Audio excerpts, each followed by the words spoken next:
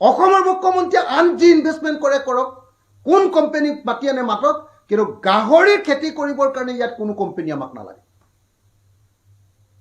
ইয়াত অসমৰ প্ৰত্যেক ঘৰ মানুহত গাহৰি পুহিব লাগিব। যিবিলাক মানুহে গাহৰি পোহে, স্বাভাৱিকভাৱে পোহে, তেওঁলোকৰ জীৱন যাত্ৰাৰ ভিতৰত পোহে, তেওঁলোকক গাহৰি পোহাৰ ব্যৱস্থা দিব লাগিব। আৰু লগতে বহুত হাজাৰ হাজাৰ ডেকা ল'ৰাই, কেইবা লাখ ডেকা ল'ৰাই আজিৰ দিনটোত জীৱিকা হিচাপে গাহৰি পালনটোক তেওঁলোকে ব্যৱহাৰ কৰে। এতিয়া যদি কোম্পানী আহি ইয়াত গাহৰি পুহিবলৈ কয়, তেতিয়াহ'লেতো কি হ'ব? ব্ৰইলাৰ মুৰ্গীৰ নিচিনা কাৰবাৰটো হ'ব। কোম্পানীয়ে কোনোবা এজন মানুহক মুৰ্গীটো পুহিবলৈ দিব আৰু পুহাৰ বাবদ কেইটকামান টকা পাব।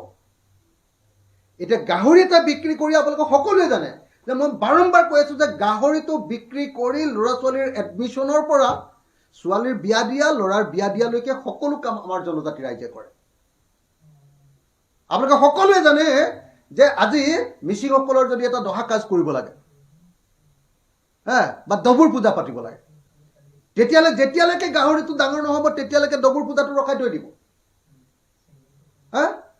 এনেকুৱা পৰিস্থিতি। অথচ এই জীৱন যাত্ৰাটোক বুজি নলয় বিজেপিয়ে এতিয়া গাহৰিটো বন্ধ কৰি দিব খুজিছে। সেইকাৰণে 26 জানুৱাৰীৰ আগত, এইটো সৰু সুৰা কথা কিন্তু নহয় দেই, অসমৰ মুখ্যমন্ত্ৰীক ক'ব খুজিছো, এইটো আপুনি লাংফাং কথা বুলি নাভাবিব। এইটো থাইলেণ্ড কোম্পানীক আমাৰ গাহৰি পোহাটো দায়িত্ব দি দিলে নহ'ব। আপুনি এয়াৰপৰ্টো দিব, আপুনি উজনি অসমৰ তেল খাতবিলাকো দি দিব, আপুনি কয়লা খনিবিলাকো দি দিব বেলেগক।